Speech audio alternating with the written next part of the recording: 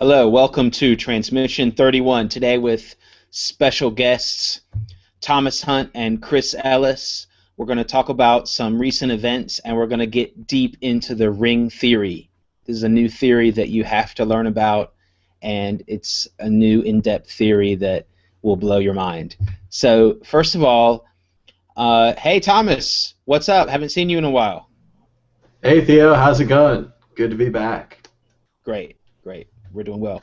And Chris, how are you today in England? How's it in England? Did the sun come out? Hey, it did. We've got some springtime just upon us, and the smell of freshly cut grass is like infusing my nostrils, and I've been really enjoying it. So yeah, that's cool. Glad to be here. Wow, that's amazing. Okay, well, let's go over a few, news events that have happened lately.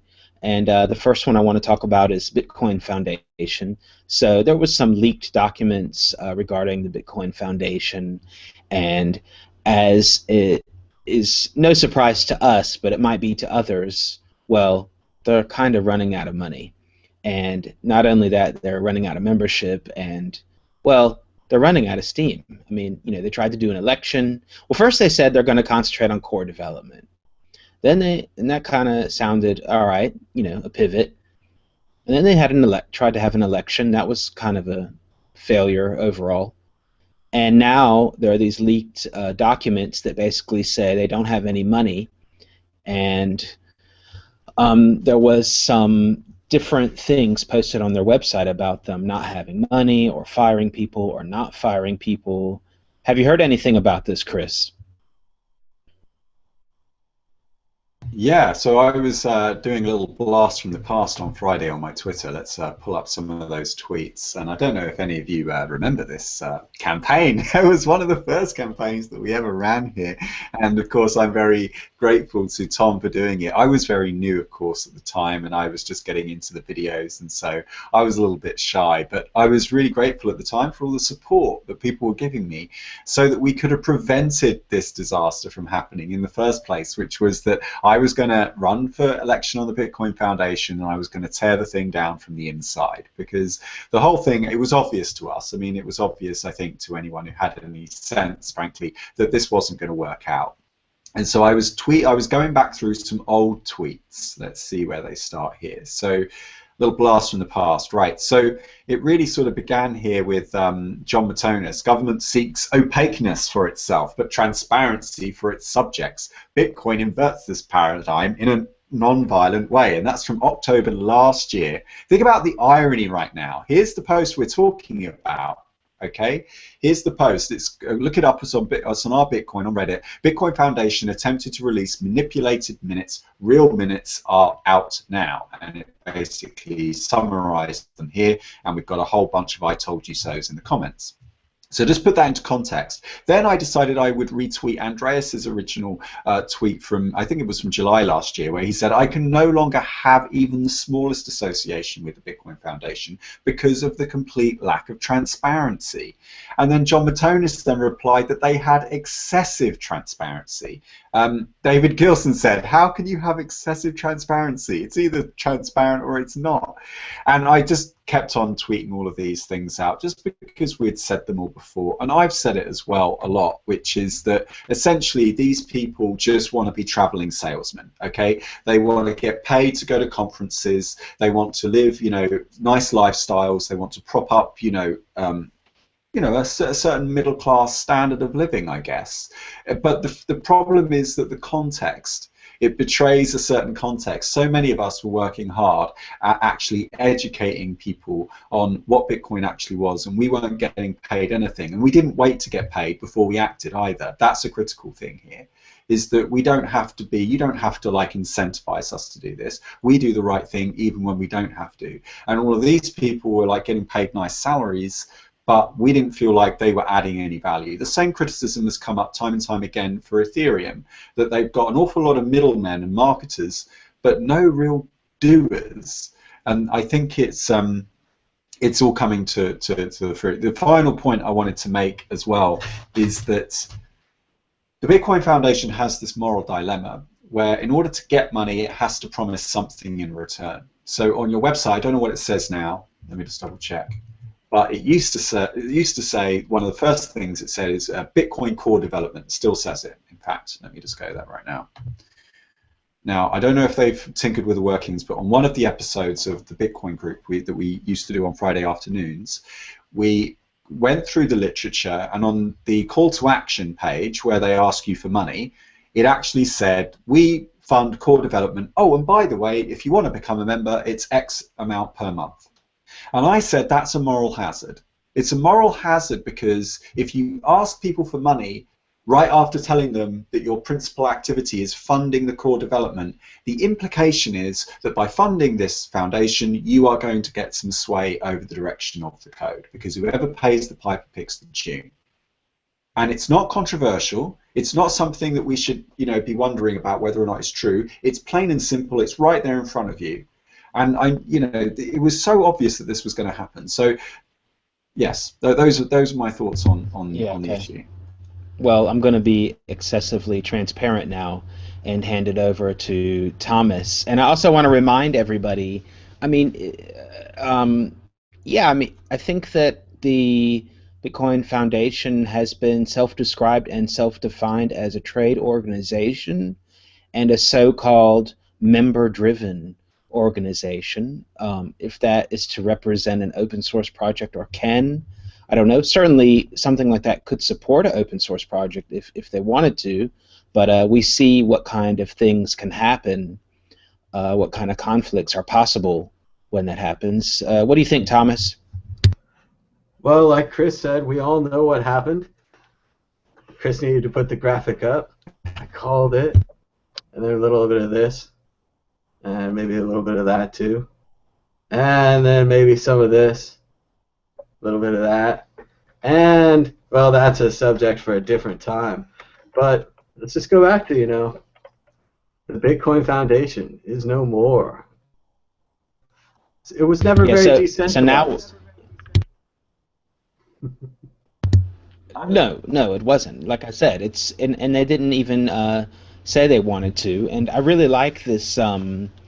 So this whole thing about transparency, the conversation you had on Twitter, is quite interesting, because in the leaked minutes of some of the meetings, it was openly said, we're trying not to be transparent. That was even, I believe, a topic of discussion in the meeting, how not to be transparent. They attempted to have elections using the blockchain, and they failed doing that. So here on World Crypto Network, you can watch a video I made, and I show you how to vote using the blockchain. I used Viacoin, but you could use Bitcoin too.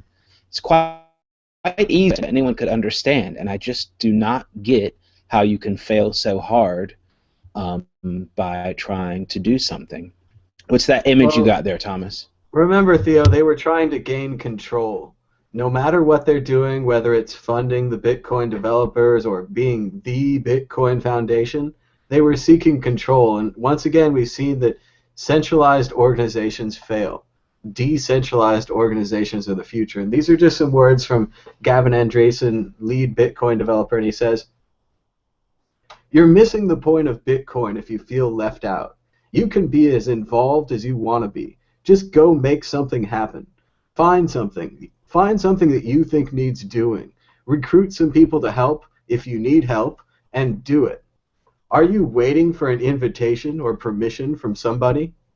And that's exactly what I think about Bitcoin, is that anyone can do it, anyone can be involved, and that's why organizations like the Bitcoin Foundation never made any sense.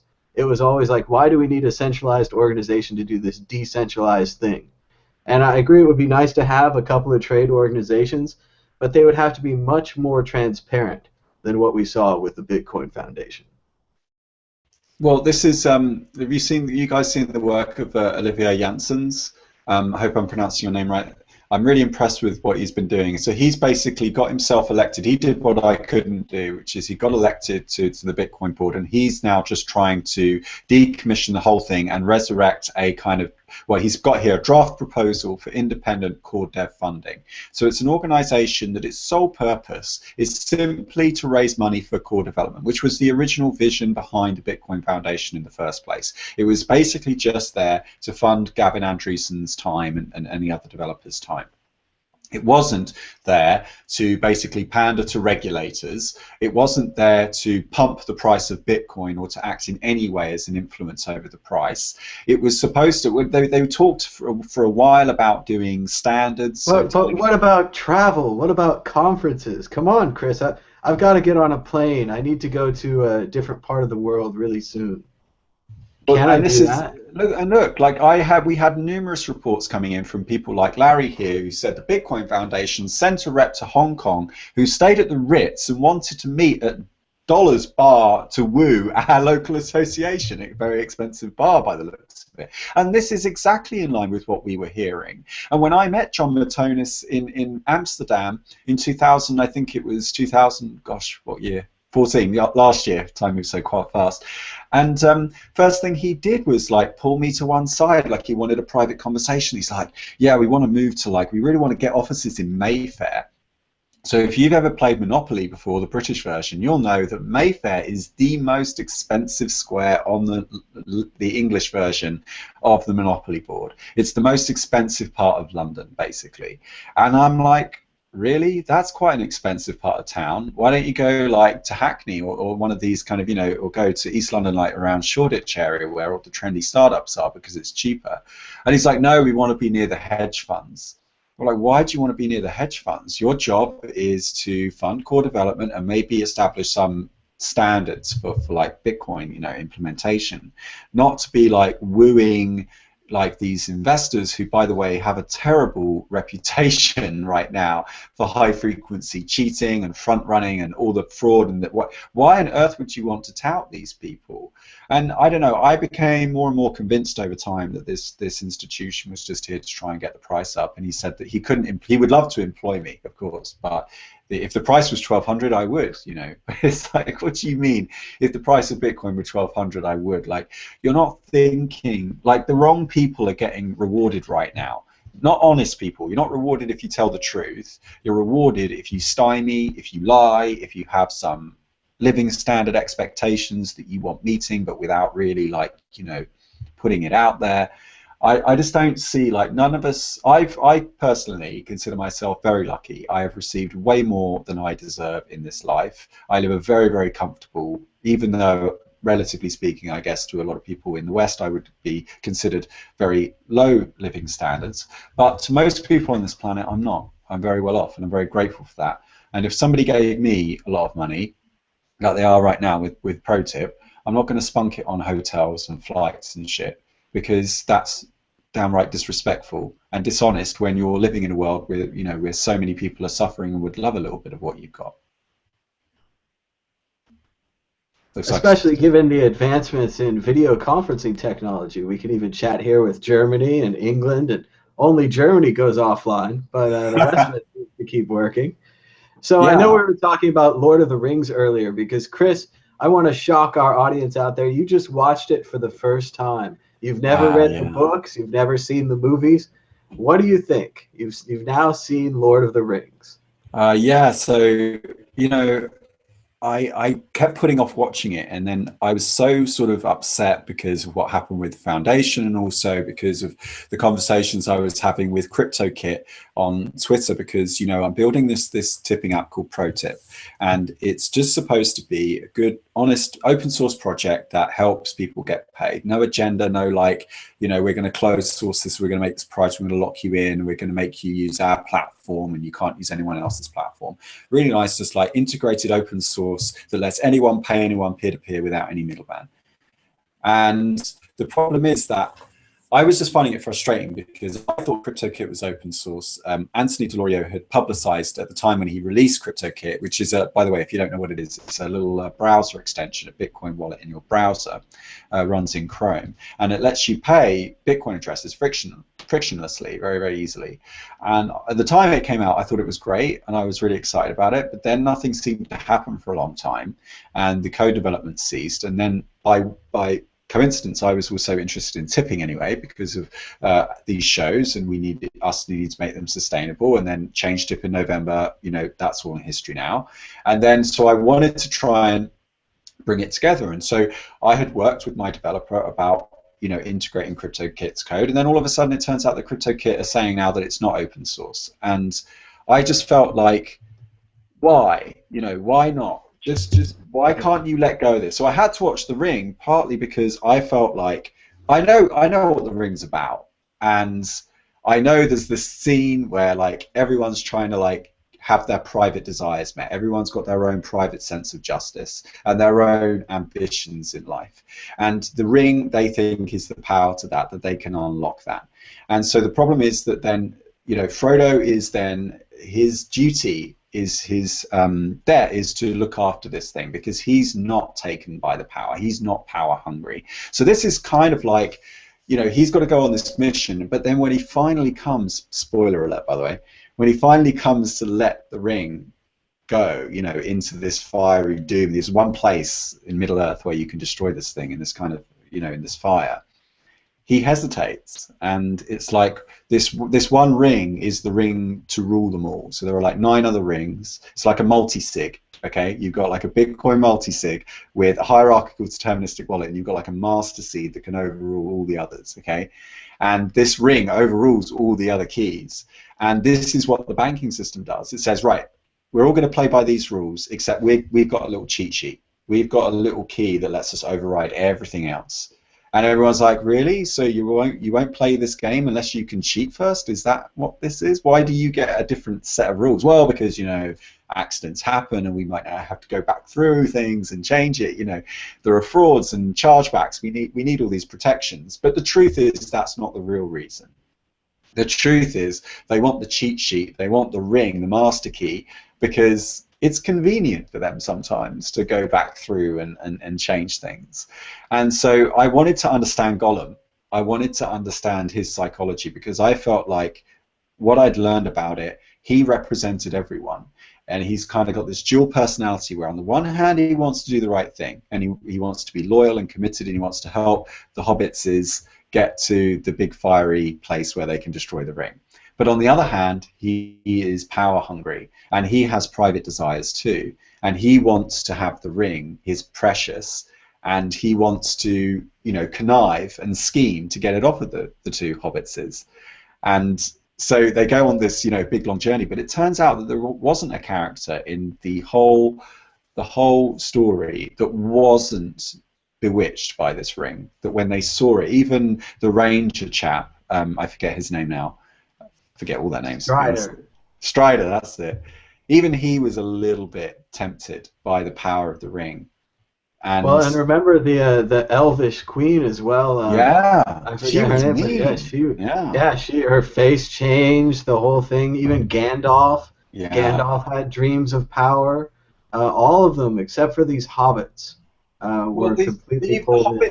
The hobbits did too, and one of the interesting things in the first sort of 20 minutes of the setup in the first film, I thought it was just going to be like Marxist propaganda, because you had Gandalf sort of turning to the incumbent custodian of the ring, that old chap Baggins or whatever his name was, and he was about to let it go. Now this ring makes you live an artificially long life, preserves your life. So he was about to give it up and write a book and retire and die. And he has moments of like, no, actually I might just keep it. Oh, it's on the side there. No, it isn't. It's in my pocket. Like, why did I lie to you about that? And so he's got all these kind of contradictions, like, is the money in my account yet? Have you paid me? Yes, we will pay you. Can you just do this one more piece of work? These are all the things I'm thinking of, like, that happen in financial transactions, where we want the precious, we want the power, and that money gives us this room to dream about these private desires, all these dreams that we have that we don't necessarily let on to other people. Possibly because I think sometimes we find it awkward to talk to people about our private desires. Sometimes I think people think that if they just scheme and manipulate, that they're more likely to achieve their goals, because if they were honest, nobody would ever help them. But I also think that, like, there was a part where Gandalf sort of turns around to Baggins and says, like, I'm not trying to steal from you, like, but you need to let this ring go.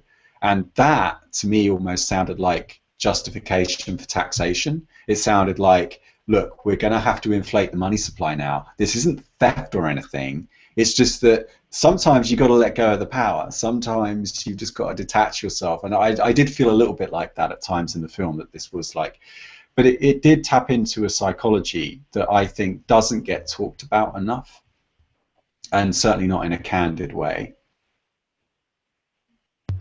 Well, I like the connection. I mean, I'm gonna have to now I'm gonna have to watch all the movies again and re-examine, everything that I've seen.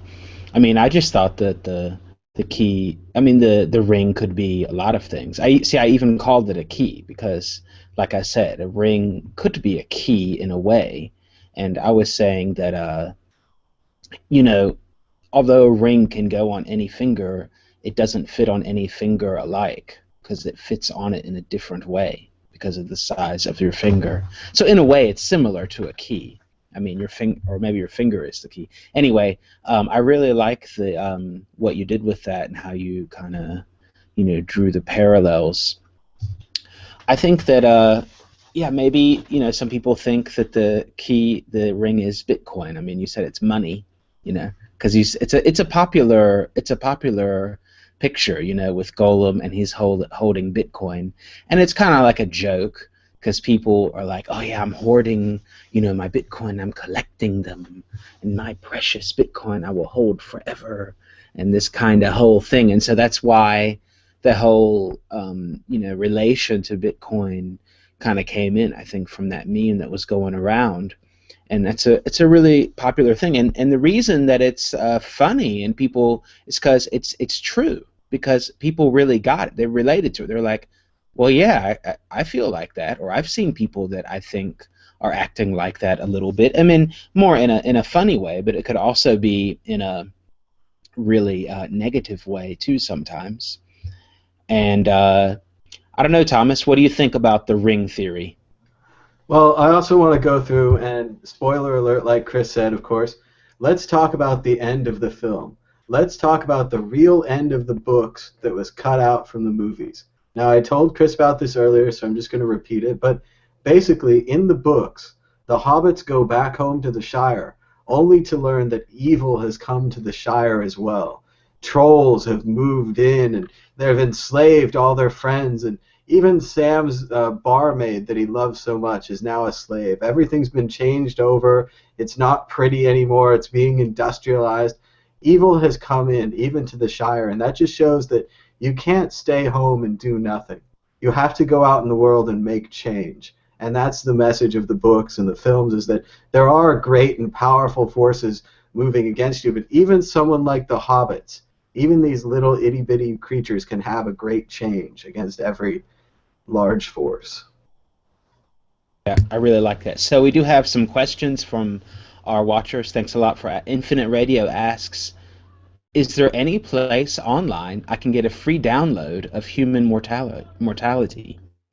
Well, that is a great question. I mean, I'm sure the next altcoin of the week will attempt to do that inside their blockchain, perhaps, if they're watching right now.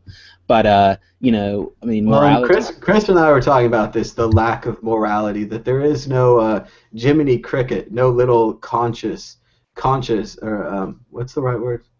Conscience speaking in your ear, a conscience, that there should be, a lot of people know what the right thing to do is, but they don't make that decision. They get really close. They're right on the precipice of making the right decision, but then they don't make it. So I wonder why. I wonder why they can't come back.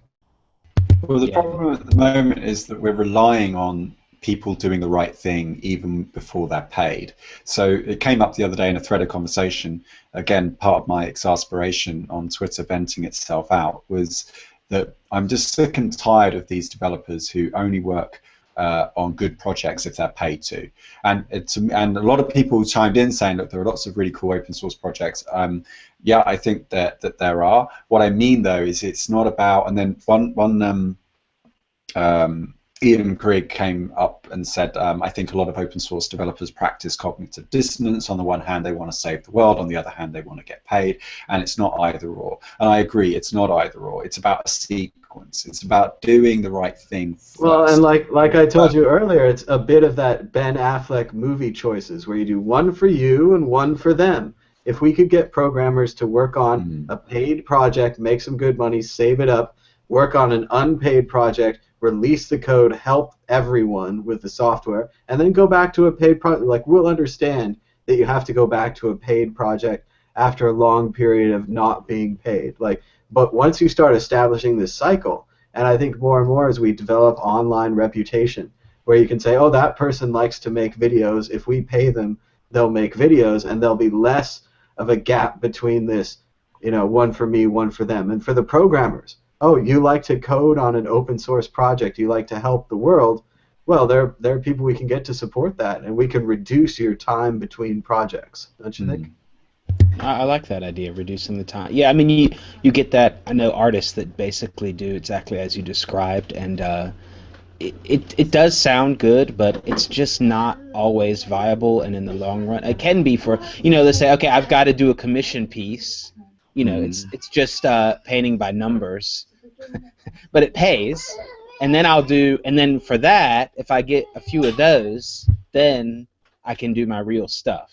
And I mean, for some people it works out, and that's for musicians too. Sometimes it can work out, but there needs to be more than one. That is a good idea for some people, but I don't think it works for all. It just really depends. I guess some people just can't bring themselves to paint by numbers like that, or do like a office mural of like a nature scene with a nice Bambi in the background, and really, that's not what they're feeling at all. So, in the end, they get totally. I've seen it go both ways. I've seen it then they just go that way. They don't do real art anymore. They're just stuck doing Well, commission the whole time. they become business people. So there's a famous saying in business that, as in life, as in business, you get what you negotiate, not what you deserve. And it's a famous title of a book. If you Google it, I'm sure it'll come up straight away.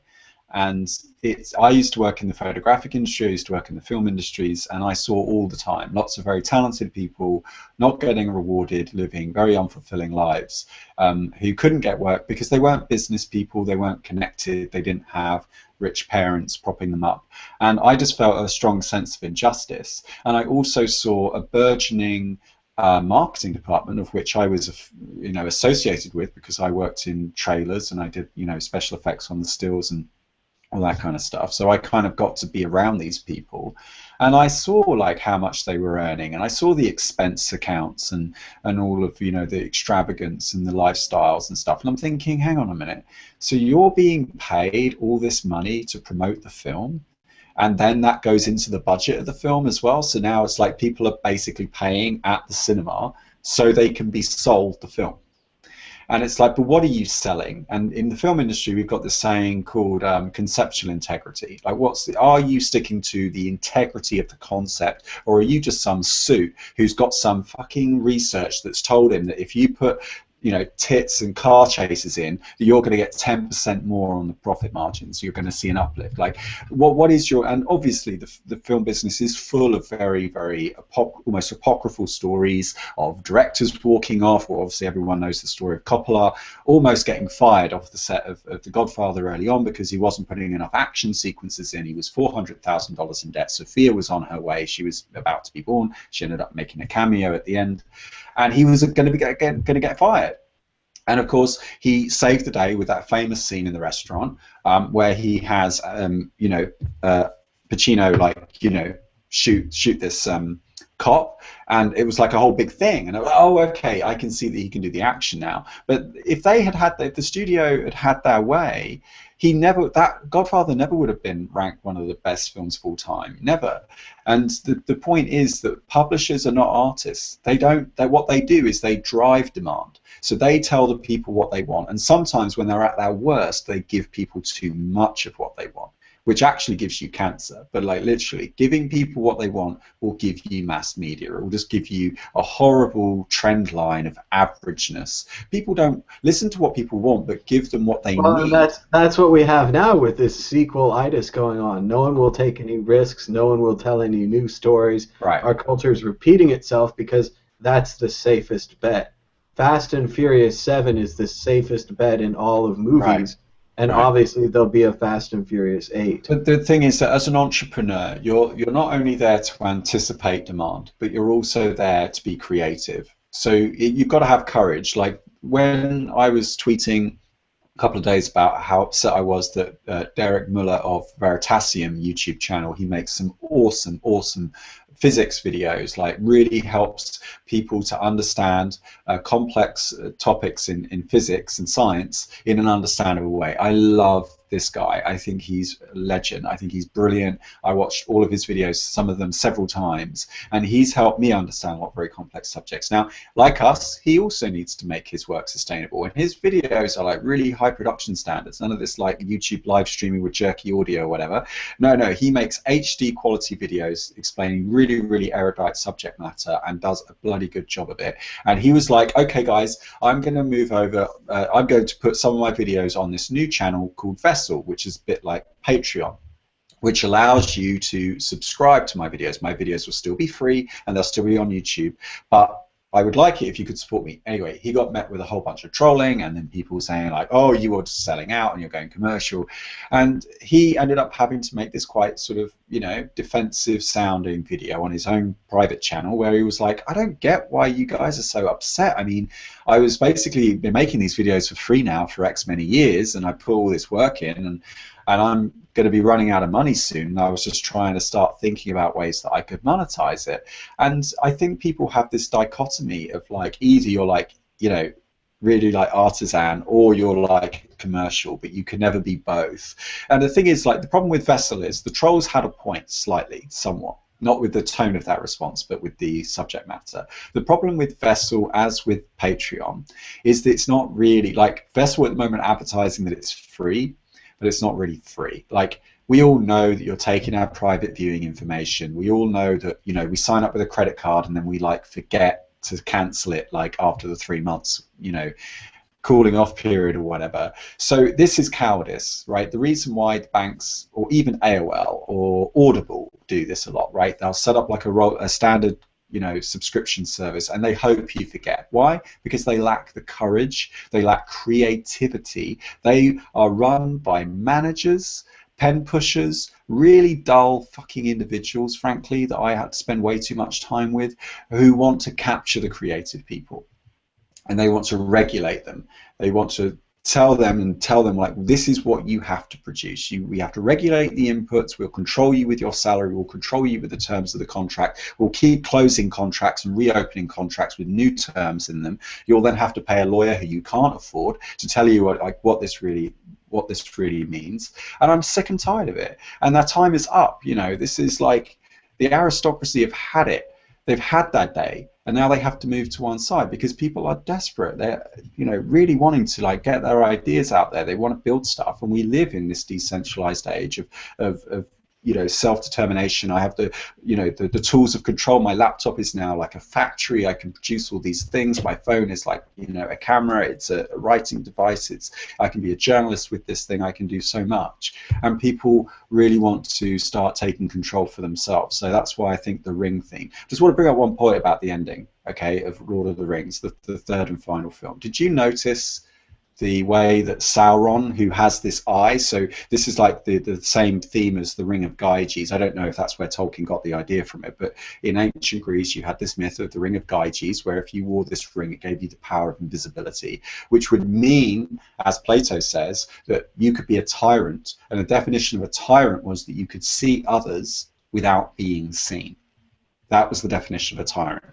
Very much like we have today with the NSA, with Facebook, with Google. They want to see you, but they don't allow you to see back in. They want to be opaque, as John Matonis says. And so one of the interesting things was the way in which, again, spoiler alert, the Hobbitses got to the big fire thing. They got there because the other soldiers, they created a wall with all of the orcs and stuff, which then the eye of Sauron, which was like, you know, patrolling, it was like looking at everything. It was like an eyeball made out of flames, and it could see across the whole of Middle Earth. Well, guess what? That eye has discretionary attention. It can only look at one thing at a time, just like you can when you're on the internet and you're surfing and you're getting all these cookies and these scripts running on your computer. And so it had to make a decision. Do I look at the hobbitses or do I look at the army fighting my last defense? Which one do I look at? And it chose to look at the army. And therefore, the hobbits could then go up and destroy the ring. And this is this thing about discretionary attention. The problem with companies like Facebook and the NSA and this kind of spying, this voyeurism, really, it's just voyeurism. They want to see other people without being seen themselves. They almost want to live in this sort of uterine, quite cocoon-like. They want to be safe in their own sort of little cocoon, whilst all the tumult and all the controversy and all the war and the violence is going on the outside. And they can just maybe just control everything with their thoughts, rather than actually having to act in the world, without having to take risks in the world. They want to take riskless activity by commanding other people to do their biddings for them. And so really it just becomes like, you know, mathematical. It just becomes like, well, we've done this research and it tells us if you do this, we get this much out. I put this much money in, I get this much out. And to me, that's cowardice. It's not entrepreneurial in any sense of the word. And I think that story really did it well, like at the end, where even Sauron, like the NSA, the problem is, like with the NSA, is you would need another human race on another planet somewhere just to monitor all of the activities of this one. Right, that's the corollary of your argument. Take it to its fullest extent, and what you find is it's completely vacuous. All you're doing is you can't scale it. You can only look at one thing at any one time. That's why we have terrorist attacks, because you can't be spying on everyone at the same time. And that's why I thought that Tolkien illustrated and Peter Jackson illustrated very well at the end of the third film. Another point about Sauron's eye is it's much like the Death Star, where they didn't think a small fighter would be such a threat to a large system. And they were also full of their ego. They thought they were going to win. Remember, the enemy here, again, seeks for a large battle. It's that large battle theory. If you win the large battle, you smash the enemy's forces, they spread out, you stay united, and you move forward, generally into the capital or what have you. So it's good stuff. We keep making these films, but how come we never, like, you know, do it? Why don't we believe in it? Like we make the films just so that we can enjoy this narrative that's never really true. We don't believe in it, so I don't get it. Real life is awful. Real life is full of horrible, nasty people who let you down, and the movies are better. We want to live in the movies. We want that movie reality. We can't live up to the standards of these movies. Like, no one has that conscience that you're talking about. Like, it's not applicable to all people. It's applicable to some, and it's even hard for everyone to stick with it all the time. So. Right. So we've got some more questions. Well, actually, I'm going to jump to number 2 and 3 because they're dealing with the ring theory. So, very quickly, Infinite Radio asks, very quickly, it feels like these expectations you mention are an extension of our cultures, disassociating hypersensitivity.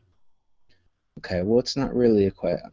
That's interesting. And related, Tone P says, one public key to rule them all, one private key to bind them. So we've got some interesting... So I didn't understand that, actually, Tone. Could you explain that to us? So do you mean that that's how it should be, or do you mean that's like how it is? Because technically it's the other way around, of course. Like, there's multiple private keys, but then... So what you say, yeah, multiple public keys, sorry, but then like one private. So do you mean that's how it should be, or is that how it is? If you could let us know. Yeah, that would be cool. So, and we've also got a comment from Jasper on Twitter, and Jasper says, "The trees didn't want the ring." ? And that's a good point. Yes, is that the trees are kind of a representative of nature, but nature didn't want the power. Nature obviously didn't want to be destroyed, as it was when Saruman converted the trees into his war machines. But the trees, they have a chance for the ring. They don't really go for it. We never see a vision of what the world would like if nature would conquer if the That's a trees good would. observation. But the trees, yeah, so the trees, of course, this is a story about deforestation. That's what he's alluding to, because the preceding, Well, the before, trenches and the war and the destructive yeah, nature of the bombing, the because before, blitz. You know. because before mankind, you had trees were the dominant species. Like they pretty much pervaded most of the Earth's surface. And yeah, that's interesting. Very good point. And so we have another question today, which is really so The we've ring got theory is doing well, yeah. yeah, Invention now has Ventian taken one. on Yeah, faith. yeah. So I've been a Bitcoin buyer since 2013, but I've finally gotten sick and tired of fighting the downtrend. I'm storing my encrypted wallets and I'm going back to silver. I'm tired of seeing my money shrink away to nothing. Am I alone in this? No, you're not alone in this. I'm sure a lot of people, feel the same way. And what I want to say is, it's a good idea all along to diversify. I mean, there's a lot of things out there. There's silver, there's gold, there's cans of beans, there's real estate, there are antiques. Toilet paper is big again, Theo. Remember we were talking one time about what they're going to need in the disaster, and it was like someone, I think it was might have been Blake, said toilet paper and small bottles of alcohol because they're Yeah, tradable, right? They're That, commoditized. that was Nick. Yeah, Nick yeah. thought that you could collect those. So when you go on like planes and trains or stuff, and they offer you these little bottles, he was just like stash those because they'll be really popular. And he's got a point. People probably will want alcohol when the shit goes down. Yeah, Uh, so I have those because here they sell them at the supermarket. Just so it's kind of funny here, where you get candy in the U.S. when you're checking out. Well, here they just have like, oh, don't you want a mini Jägermeister to take home just when you walk out, just in case, or something, just in case, Just for now on the way Yeah, out. it's really for American standard, it's shocking. But anyway, yeah, I think that some people feel you. On the other hand, buy low, sell high. You got to think about that, getting your average down. Um, you know, yeah, or look at a different time frame. I think that a lot of people feel the same way, and silver is also cheap now, so that's a good buy. So why not Yeah, do but go hang on for a it? minute, hang on a minute. We're missing a trick here, aren't we?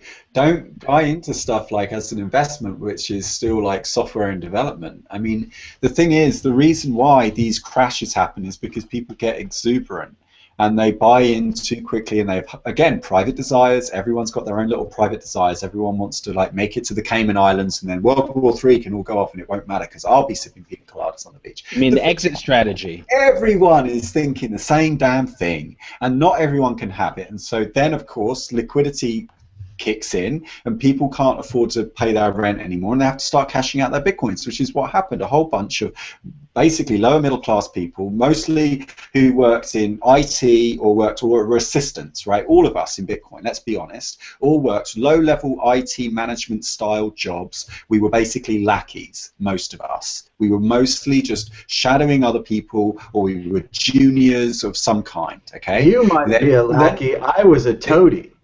but yeah, but you've told me stories of what you used to do, so you definitely qualify as that. You are not the boss. You were always subservient to a boss, and you were the tech but you had technical knowledge. You knew what you were doing, and they needed you, but they had you in a bind because they wrote the contracts. You didn't, so they had all the negotiating, the controlling interest in the negotiation. And I think we all felt like that, and we've all got a vision, like us, technical people, of how the world should be, because we understand the science better than the masters do. And we were like, no, no, no, actually, there's a better way of doing this. You can just do this with some public-private keys, and we've got, this thing called a blockchain, and it's like a linked list, but it's got this thing called proof of work. And we put it all together, thinking like, look, this is it, we're done, this is great. And the rest of the world's standing back going, well, either I don't fucking care because I just want to use my dollars and my pounds and I don't want to have to think about banking collapses and stuff. And the rest of them have just been going, well, yes, kind of like the idea, except can we own it, please? Is that all right? Like, can I make Barclays coin? Can I do my own thing? Or like the whole Bitcoin 2.0 wave, where it was like, oh, Bitcoin's over, it's finished. Now it's all Bitcoin 2.0, and it's like, and they've got an incentive to trash talk Bitcoin. So it's Yeah.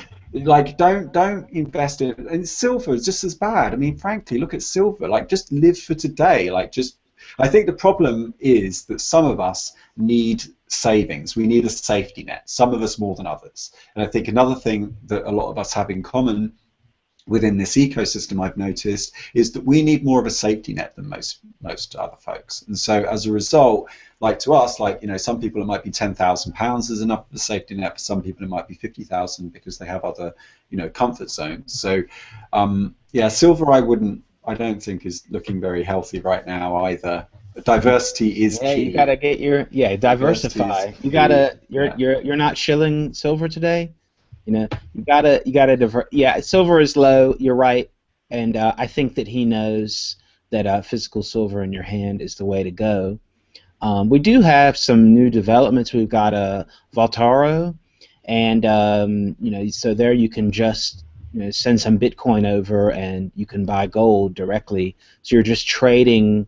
It's like a trading pair, gold Bitcoin, and you can order your physical gold out of there if you do want to. So it is backed by physical gold. And Thomas, I believe, forgot the name of the metals company that sometimes you were talking about. You have to have quite a lot of physical gold in Voltero to get it out. But yeah, we have been sponsored in the past by Roberts and Roberts at rrbi.co. And I was just checking out the silver prices, even though Chris thinks it's a bad buy. It is down to about $20 a coin. Well, the problem is it's not so much that it's a bad buy. I do have some silver stuff, and I have some coins, and I have that bullet. Actually, I still have it. That's from Roberts and Roberts. That's right. Yeah.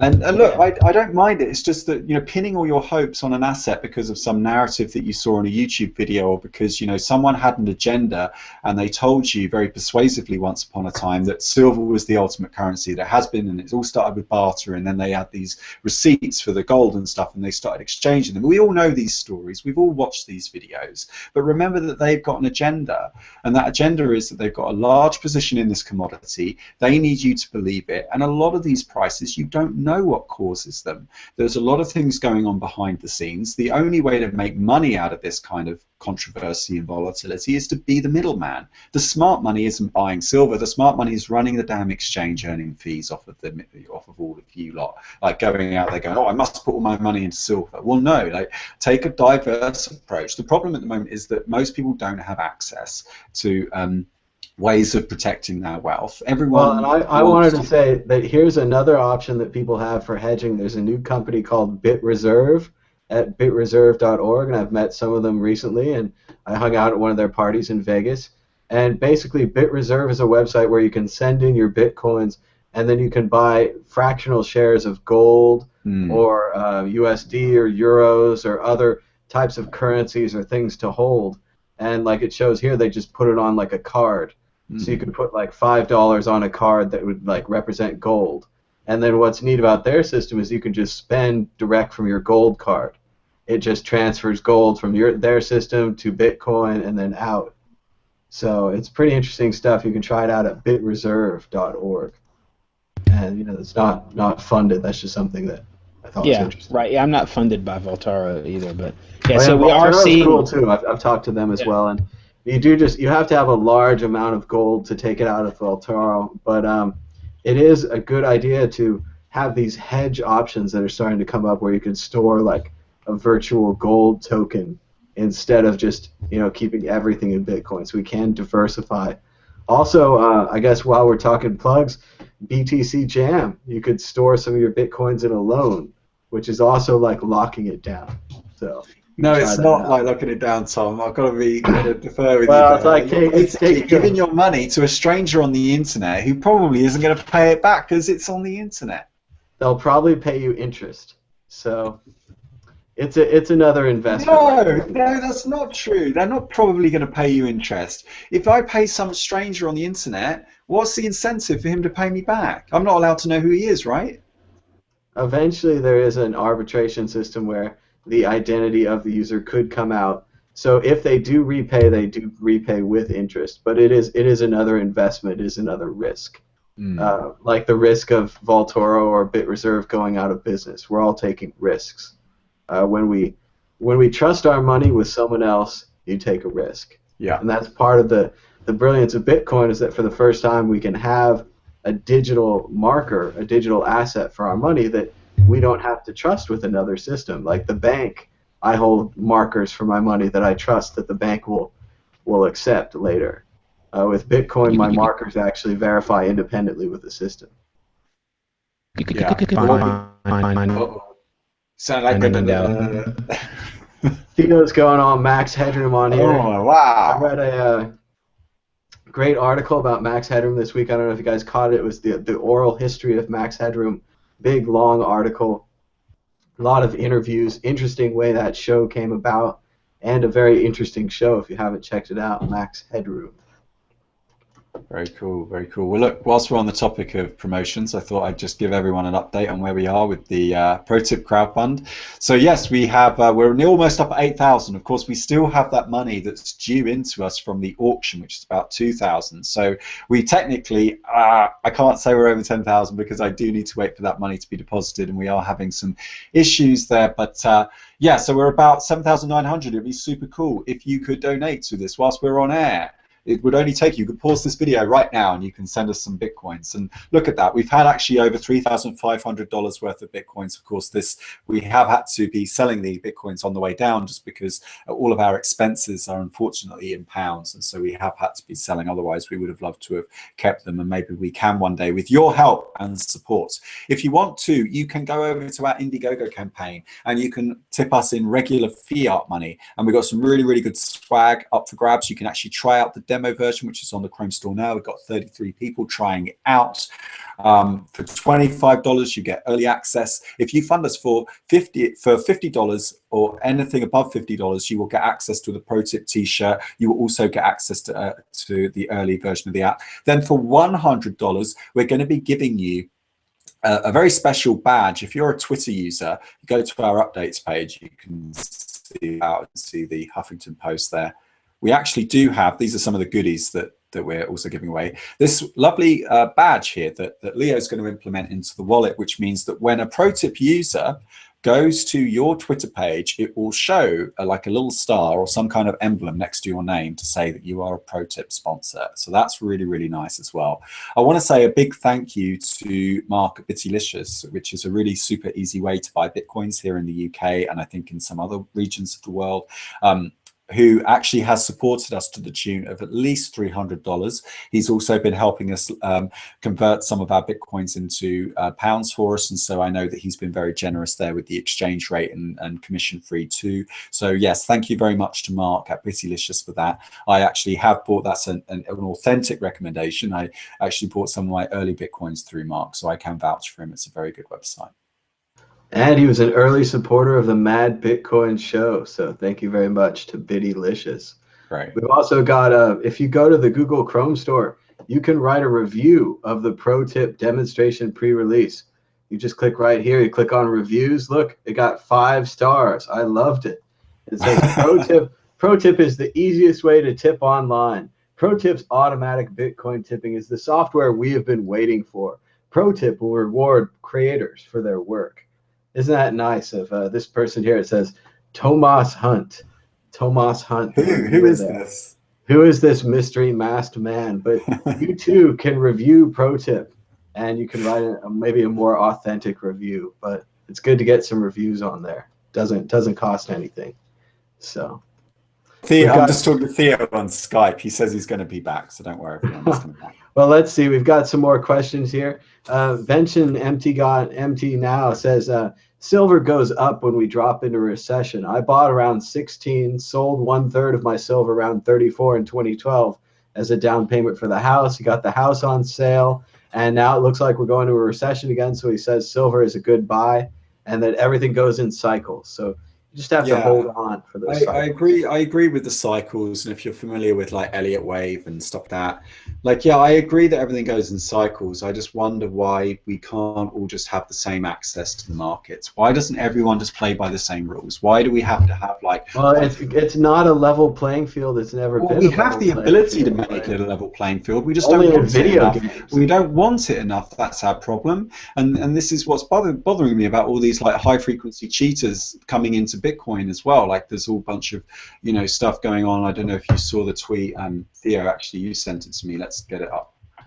Because this is like, Well, it just shows that it's still speculation. I mean, Zero Hedge is he posted something about it, but does seem that it's true that company Cumberland Mining won part of the most recent auction, and it looks like they sent their coins to Bitfinex, and Cumberland Mining is somehow associated with, I believe it's DRW, I forgot. Anyway, it's associated with a company that does high frequency trading. I mean, that's a chart that looks a little algo-y. It doesn't have to be algo. I think that was from Mt. Gox, the Willybot. You know, if they're doing it now or if they're kind of just testing the waters or whatever, goes to be seen. If you want to call it high frequency cheating, I guess you could. I mean, I was trying to explain to you co-location and what that means. Yeah. Like I'm reading Flash Boys. Like I haven't had Yeah. time obviously because of the campaign, but yeah, Isabella like bought me. I don't get why these people are so cowardly that they can't buy everyone the same everyone else plays. Like, are you really you that bought? You haven't got paid. Don't do this. You're not tough. You need an advantage. Like when we used to battle with each other hundreds of years ago, we used to look each other in the eye when we fucked each other. We used to actually you stab somebody with a knife. You happen to be present. Nowadays we just strikes. We do like market crashes.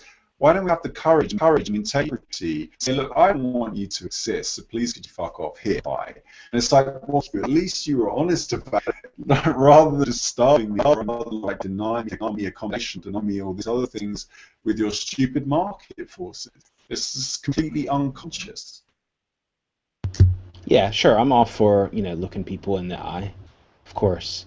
We never find out the names, do we? We never actually get them up. Like, more than happy to name and shame. I'm more than happy to name and shame like celebrities when they screw up.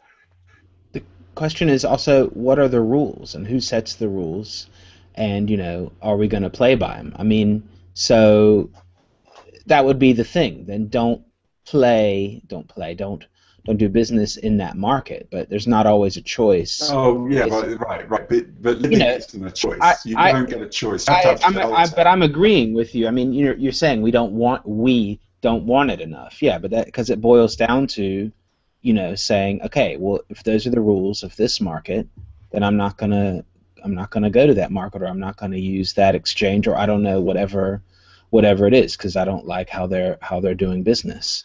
So I'll take my business somewhere else.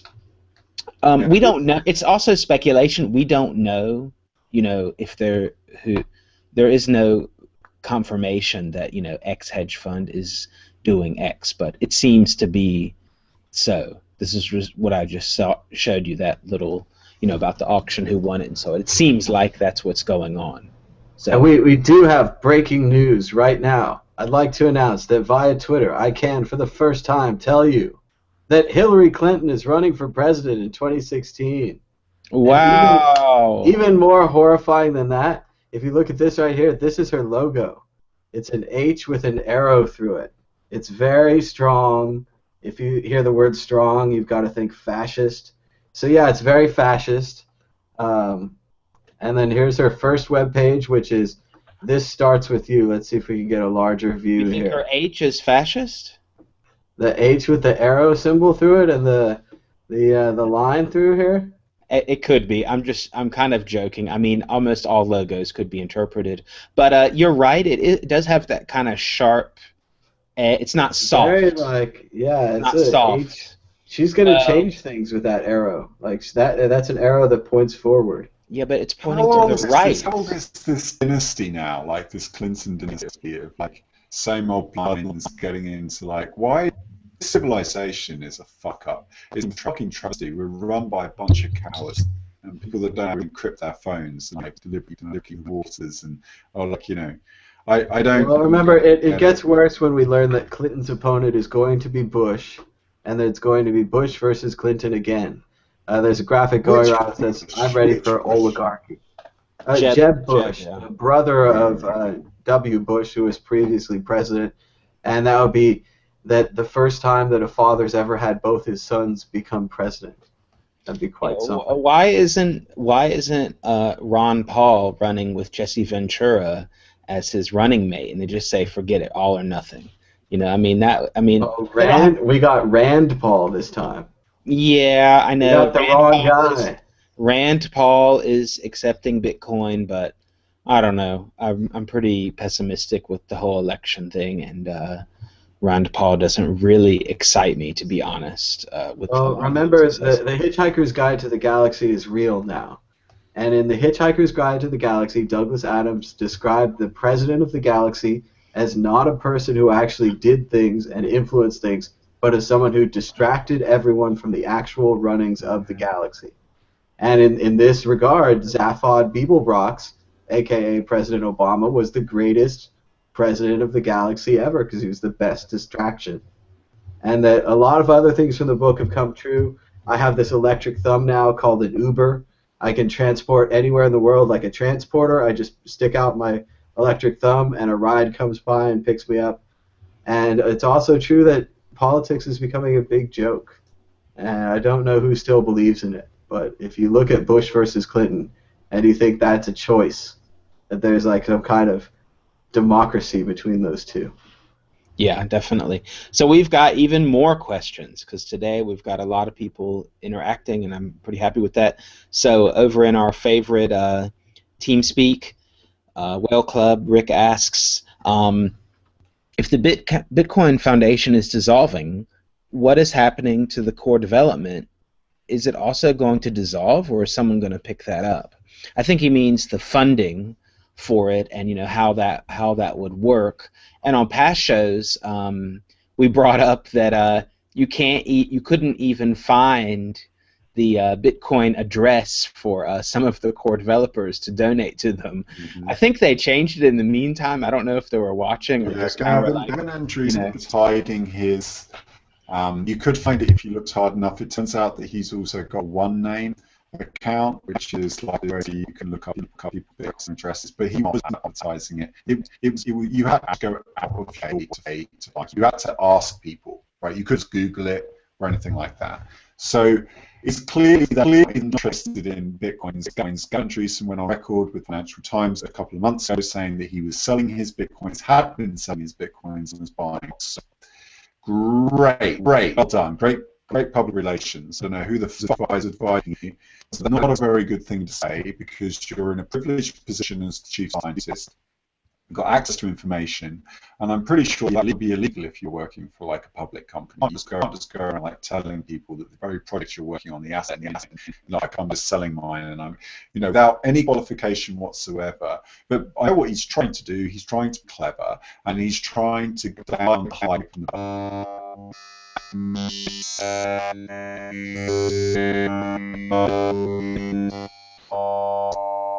it's not clever because everyone has very different time frames, and everyone is expecting different things across different, time frames. People want a short exit, some people want a long exit. And banking always has been way you relate the long term to the short term.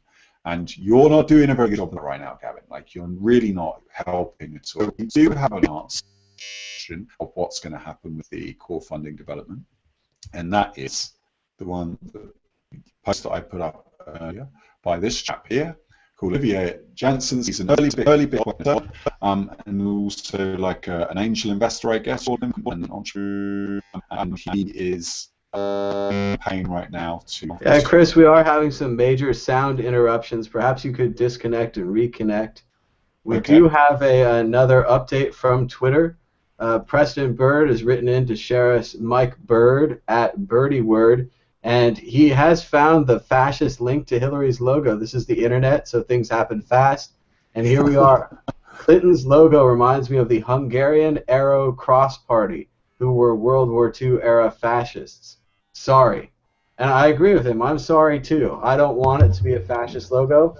It just kind of reminded us of that feeling, of that strength, arrow. And it's also the extra as well. I'm glad you said something. I thought the audio was just me. I thought it was just my connection. But I was yeah, enjoying the max headroom vibe that Chris had yeah, going. I liked Also, it. Chris, your words are a lot stronger in a lower octave. So you should just be like, I am talking like this all the time. The baritone voice like this one. I actually raised it up officially. This is actually how my voice would sound when trying to think. I'll keep talking the baritone. But I'm not sure. I mean, this H thing, I get what you mean. I mean, you can find, I call it, I don't mean, I call it finding fascism. It's kind of like a sport. You can find it in a lot of logos and things. It's like, oh, look, I found a rune, 5,000 points. Or, oh, I found a sharp corner, 10,000 points. I'm the winner. But it does have, what it does have that I can agree with, it has this sharp edges. You know, it's that, like you said, the power thing, and the people that design that do that on purpose. That, you know, she's supposed to be powerful. You know, she used to be Secretary of State. You know, the iron fist of Hillary Clinton. You know, she probably would have gone to war in Syria, and that's kind of like why she resigned. Because I don't know if anyone remembers, but there was this Benghazi thing. So basically, you know, U.S. shot a cruise missile into Libya, and they had the whole thing in Libya, and now then there was like the whole thing in Syria, and then she messed that up too, and she probably wanted to just, you know, bomb the hell out of them, and she's like, well, forget it. I didn't get to do what I wanted, so I'm going to resign, get out, let him, go down in popularity the next 4 years, and then I'll just come back and run. And that's basically, you know, what she's done, and now she's got this. And she's so nasty on House of Cards. She is just so nasty. Yeah. So okay. So we've got those questions. Chris. It looks like Theo. You're max headrooming again. His audio is still breaking down, so we might have to close this out for today. But I think Theo made some good points. The Hillary logo is sharply defined in the corners and the arrows. It could have been rounded corners, and it could have been pink, but instead it's red, white, and blue. The H arrow moving us forward. The Hillary for change. I don't know. It's a really terrifying logo, but so it goes. She's announced. We've talked about Lord of the Rings. We've talked about Bitcoin. Answered some questions. Recommended some silver. Theo, anything to close it up for today? Well, actually, I'm just gonna go quickly over the last few comments from our viewers before we go. I've just changed it to audio only so we don't have bandwidth issues. We've got Ventilan. He says, silver goes up when we drop into recession. I bought around 16, sold 1/3 of my silver at $34 in 2012 as a down payment on my house. The house was on sale in 2012 due to the recession. Now we're about to drop into recession again, so silver looks good. Cycles. Yeah, I don't know if you guys already talked about it. I think it's interesting to check out, and, you know, diversifying is great. We got Infinite Radio. Drank too much BP coffee, and he's really chatty. And how could ProTip not get 5 stars? There's no downside to it. Of course not. There's no downside to ProTip. It's only helping people, and it's open source software, so there's no downside there. And we did have, let me check, we did have a lot of interest in the discussion about Bitcoin Foundation. So I think we could come back to that about, you know, what's going to happen, because it looks like they are going to run out of money, and it doesn't really look good for their finances. So I know they've split. Stefan says, that's American politics for you. Oh no, the logo has sharp edges. Nobody ever seems to talk about what the person actually wants to do. Okay, well that's a valid point, I guess. Okay, Chris, what do you have to say? Am I coming through okay now? Can you hear me? Now you sound good. Keep going. Cool. So yeah, it's not. Yeah, but politics isn't really about what you do. It's about how you hear. Politics is about the balance of power. What do we do now, given these certain scenarios? And so, politics and ethics was divorced. You know, with Machiavelli and Prince, and he really put the two in, you know, special sort of sub-disciplines. But it doesn't really come anymore. So I still agree with your is our key, even as much as rather they weren't. So to answer in the original question was interrupted because of the bandwidth issues. This was the chap who asked. Okay, well, Chris is still breaking up. At least I can't hear him well. But Okay. we are Yeah. having some nice donations. We had a $10 donation. We had a $2 donation. So if you want to donate for ProTip, go ahead and pause this right now and donate.